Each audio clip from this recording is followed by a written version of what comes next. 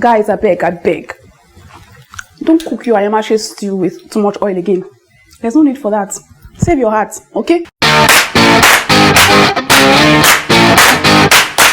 I'm sure we all have that one meal that we absolutely love, but sometimes we dread it because it's either unhealthy, has lots of calories, and makes us pack on the pounds in areas where we do not want any excess fats. I know that I certainly do, and that meal for me is, I actually have a couple of them, but one of them is AYAMASE stew.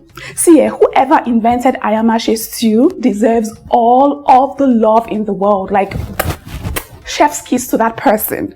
But the one thing that makes me run away from AYAMASE stew is the fact that it's always prepared swimming in lots of oil. See, AYAMASE stew is actually made with ingredients that are very healthy. Now think about the bell peppers, the green ones, the shombo, the crayfish, the locust beans. These things are actually very healthy for the body. What now makes AYAMASE stew somewhat unhealthy is the fact that it has to be deep fried in a lot of palm oil. That sometimes takes away the nutrients from the stew. And so because of that, I used to run away from it. But because of how much I loved AYAMASE stew, I decided that I was going to embark on a mission to find a healthier way to make AYAMASE stew. After countless recipe tests, I finally found the recipe that allows you to enjoy AYAMASE stew in its authentic form without using too much oil. And that's what I'm about to share with you in today's video. For the AYAMASE stew, I'm going to be using a variety of colorful peppers, from the ones that are very spicy and hot to the ones that have no spice in them. So I'm using some green bell peppers that I've also just chopped up nicely. I'm using some shombo, which are just long chili peppers. I'm using some fresh green habanero peppers. They're also called Scotch bonnet peppers as well. I'm also going to be using some onions, some garlic. Garlic is just my addition to it because I like garlic in everything that I make. Then I'm going to be using some crayfish and locust beans with some seasoning cubes and salt as my only seasonings of choice. But of course, AYAMASE stew is not complete without some bleached palm oil. Only this time we're going to be using it in very little quantity. And then I have a variety of meat pieces here. We call this assorted meat in this part of the world. I have tripe here, also known as shaki. I have some cow skin, also known as kpomo. I have beef and all the vibes. Then over here I have plantains because I also believe that AYAMASE stew is not complete without plantains and eggs. Even though I don't have the eggs here, but we're going to be adding some eggs as well. Anyway, so that's all of the ingredients. So to begin this action, I have my peppers here. I'm just going to go ahead and chop up the remaining peppers. Guys, peppers in the market are so pricey though. One of the many secrets to making a healthy version of AYAMASE stew is roasting the peppers in the oven. When people make AYAMASE stew normally, to get that authentic flavor and take away the actual taste of the peppers, they fry the peppers in oil. So we're going to eliminate that frying completely and perform a roasting method that doesn't require a lot of oil. So the first things first that I'm going to do is just cut up all of the vegetables into tiny bits. Then I'll introduce an oven tray and just evenly place the peppers in the tray and then spread it out so that there's no one overlapping each other. I always say that when you're making AYAMASE stew, make enough for multiple servings because this stew, it bangs. It hits all the right spots. It's that one stew that I know that when I'm eating, I literally always smack my tongue like, ooh, finger licking good. So always ensure that you're making a big batch per time that can last multiple servings. Okay, so after this, I'm just going to lightly coat the peppers with a little bit of oil, and then I'll also grab some salt and sprinkle that just sparsely all over the peppers. So I'm just going to grab the peppers now and place it in a 180 degrees preheated oven. Allow that to roast for about 20 to 25 minutes or until it's nicely charred.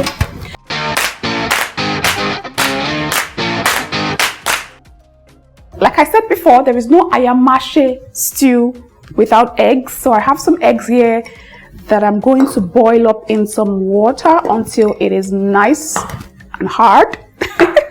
And then while the egg is boiling, I'm just going to come over here and get started with the plantain. I usually like to dice up my plantains whenever I'm making AYAMASE stew, as opposed to just either slanting it or cutting it in circles. The one thing that has not allowed me to achieve my weight goals is actually fried plantains. God help me and save me from fried plantains. Okay, so that's the plantains all cut up. I'm gonna just transfer it into this plate, and then I would also salt the plantains. To salt or not to salt, which one do you fall under?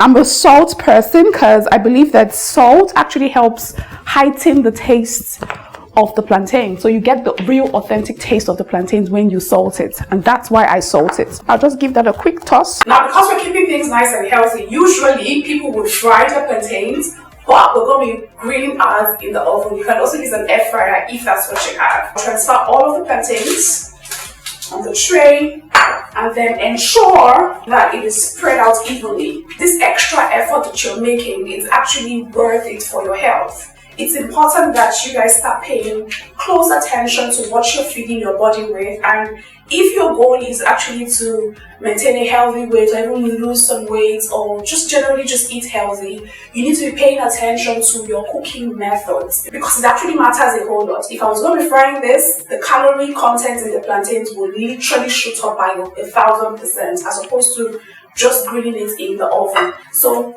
that's all spread out. It will go into the oven and bake as well with the roasted peppers. So that goes in there, and then I think the egg should be done at this point. Let me just take it out, go peel it up, and then we'll come back and continue with the AYAMASE stew. The peppers should be nicely roasted now. I'm just gonna take it. Ooh, look at that. This is definitely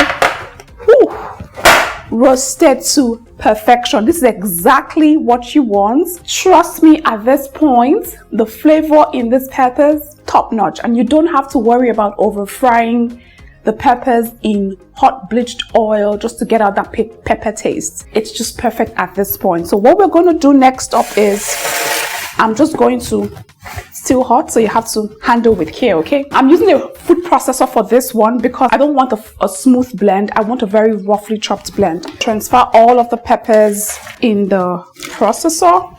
So because I also want to retain some of the freshness of the pepper, I'm going to be adding some fresh ones that were not roasted. This would actually help the colors pop so that you're not ending up with very bland looking or dull looking AYAMASE stew. And then all that's left is just to cover this up and chop it away.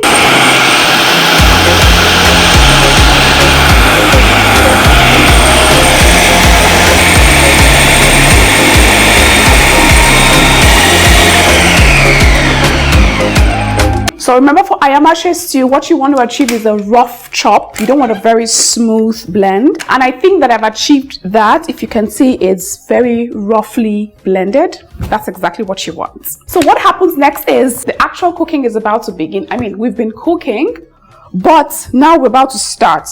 So like I said, for this AYAMASE stew, you don't need a lot of oil. I'm just going to be using about 2 cooking spoons of oil, and that's it. That roasting of the peppers would literally help us achieve that authentic AYAMASE stew flavor without actually frying the AYAMASE in lots of oil.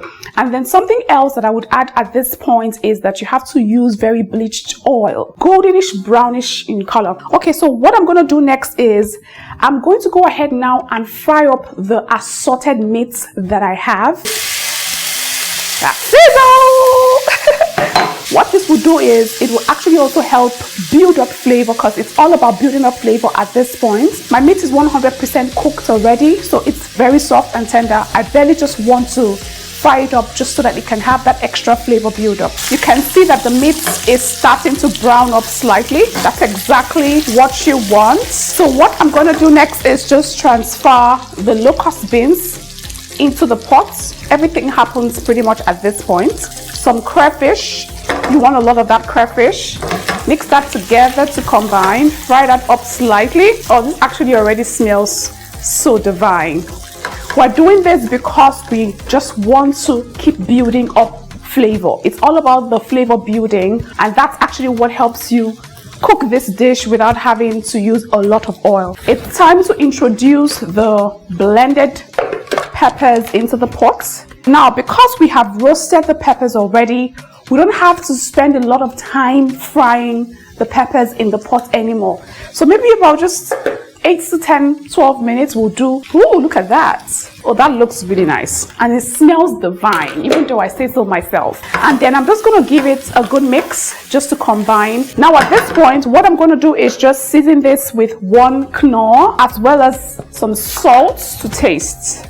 Then what I'm going to do afterwards is just give it a good mix, just to combine everything together. At this point, I'll just cover up the pot and allow the vegetables release some of its natural liquid, and then when it releases it, it will dry it up in the pot. Then I'll come back and I'll show you what we're going to do next. Okay, so it's been about 3 minutes now, and you can see that the oil is actually even starting to sizzle right on top. The vegetables have also released their natural liquid. This one, it still looks very dry, like nothing is happening. I'm going to bring in the stock that I use to cook the assorted meats. Now, what you would notice is if the stock had slept for a bit at room temperature or even in the fridge, so you will notice the fat content in it had solidified, and you literally see the fat content at the top. Now, that fat is actually healthy fat from the animals, and it's actually very healthy fat that's exceptionally great for your body. So we're going to put this stock with the fat into the pot, and that actually also lend a little bit of oil or oily effect in the AYAMASE stew. And if you notice that the stock is not enough, you can go ahead and add just a little tiny bit of water just to get the desired consistency that you want. So let me tell you guys something. At this point, right, this actually already tastes like AYAMASE, for real, for real. What I'm gonna do at this point is just cover up the pot and allow this to cook up for another maybe 5, 6, 7, 8, 9, 10 minutes. The trick is the longer it cooks, the more intensified the flavor of the AYAMASE stew would be. Okay, so this has been cooking for about 6 minutes now. Tell me that doesn't look good. Tell me that doesn't look like AYAMASE stew. That looks absolutely divine, and it smells like, ooh, the aroma in this kitchen. How can I describe it? It's all the things. Tell me this doesn't look like authentic AYAMASE stew, right? Oh my God. And to think that we didn't have to fry this in a lot of oil. Okay, so I'm just going to give this a quick taste to be sure that the salt and everything is on point. Oh my God. Guys, I beg, don't cook your AYAMASE stew with too much oil again. There's no need for that.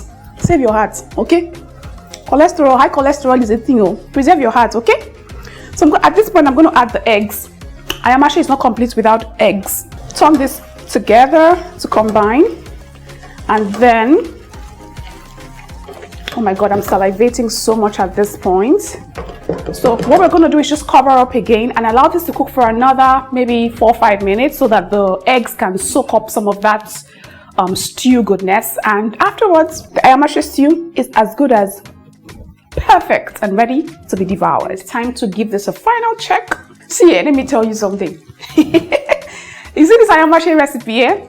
I'm so delighted. Like, it's literally the truth. It's the truth and a solution to a problem that I thought would make me give up on AYAMASE stew. At this point, the stew is ready. I'm just going to take it off the heat, and then we serve it up on a plate. I'm just going to serve just a little bit of that. And then for the plantain, trust me, I'd rather have this than have the plantains fried in a lot of oil.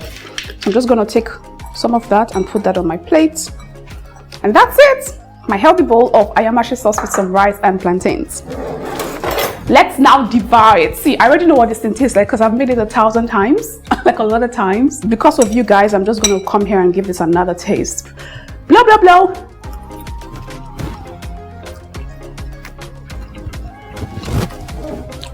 Guys, this one, I'm not even exaggerating. You would not miss AYAMASE fried in lots of oil after trying this recipe. Let me take one egg.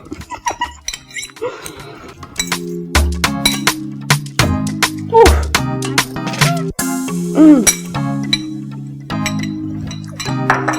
Anyways, guys, before I continue to devour it, this is all I have for you for today's episode. I hope you have learned something new. And if healthy eating is of importance to you, please start paying attention to your cooking methods because they make all of the difference, okay? Let me know if you'll be trying out this recipe in the comment section down below. And if you would, please do take pictures and share with me on our socials, especially Instagram. They make me so freaking happy. I'll see you next time with another mouth-watering and delicious recipe. Until then, remember to be very kind to one another, love yourselves generously, and it's me, the queen of fun and fast cooking, signing out right now. Hold up. If you haven't subscribed to the channel, hit the subscribe button, join the community. There is so much more deliciousness from where this came from, okay? See you next time, bye.